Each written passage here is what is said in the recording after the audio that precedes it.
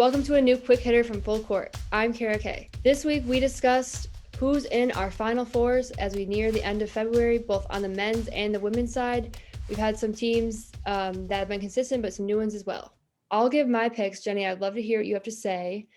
I'm going to take Gonzaga and Baylor. It feels like those are the two obvious choices. They're still both undefeated. They've both been dominant all year when they've been playing. Still a matchup I think most people would like to see in the national championship game or somewhere along the way, but preferably in that final game. I think I would still probably pick both of them to go all the way, no matter like where they land in the bracket or who's in their side of things. My third team, I'm going to take Illinois.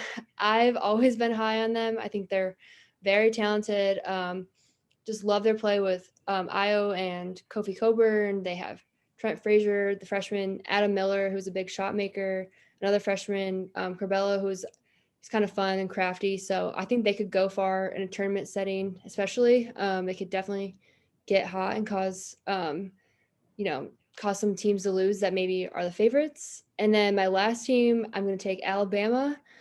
Very impressive from beyond the arc. They've been shooting it very well from three. They're another team that could get hot. And even when they aren't shooting amazing, they do have pretty good defense. So that kind of helps them out. I think they could easily win a game or four and find themselves in the Final Four in Indianapolis.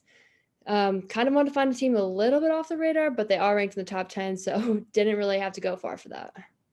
I love it. And I remember when we had March Madness, Chad Aycock on here, and he talked about don't sleep on Alabama. I think that they are a perfect pick to enter into that Final Four. And while we're talking about Final Four, let's just talk about the women's side. I actually have one of my close friends from when I worked at the NCAA, Kelsey Mahoney. She just booked her flights and her trip for her 31-day stay in San Antonio, which they are calling the controlled environment. We try to get away from that bubble talk, when we're talking about tournaments and minors and amateurs.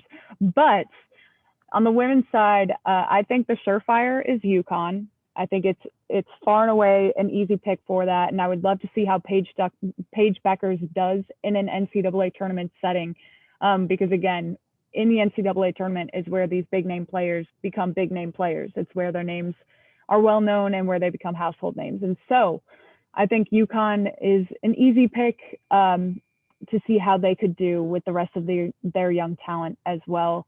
I also want to add in South Carolina. I know that they've been a little bit shaky this year compared to maybe their dominance of years past, but I have so much faith in Dawn Staley, again, and what she does with that program. I really like the way Aaliyah Boston plays. She's super young, but the kind of fiery play that she always has, and she also has some very crazy fiery hair as well. She had some rainbow braids the other day, and I just love to see that as well. I want to see South Carolina make it to the Final Four as well, and I think that they are more than capable. Louisville with Dana Evans, again, seems like a safe pick. I'm not really going too far outside of the box, but even though they just took their first loss to Florida State, the makeup of this team, they were ranked number one for a while for this season for the first time in school history. And if they can ride that all the way into the tournament, I think that they could make it all the way to a Final Four, especially with Haley Van Lith. And imagine if we got a matchup between Louisville and UConn as well. That would just be amazing to see the two freshmen, Beckers and Van Lith, who were so highly touted in high school and had so much hype around them then, go up against each other. The last team that I want to mention is Stanford. They are 18-2 behind Tara Vanderveer. They've got a huge matchup on Monday night, which is tonight, against Arizona to clinch the Pac-12 regular season title, but they're on a 9-game winning streak as of tonight, and they finished the season with Arizona and then Cal. Fran Beliebe is one of my favorite players to watch. If you haven't seen her dunk yet, just Google Fran Beliebe dunk. She's done it in a couple games.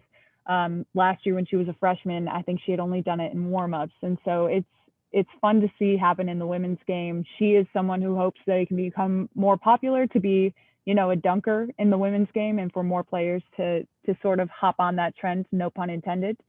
But again, Haley Jones as well, Kiana Williams, among others.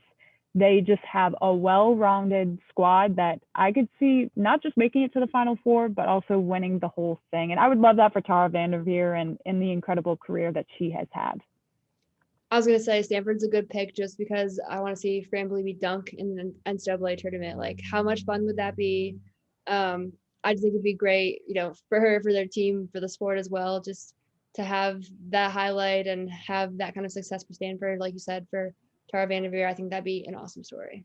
We hope you listen to the full conversation. You can watch video versions of all of our quick hitters on the Pure Hoops Media YouTube channel. Check out Full Court with Fisher and Kay every Tuesday from Pure Hoops Media.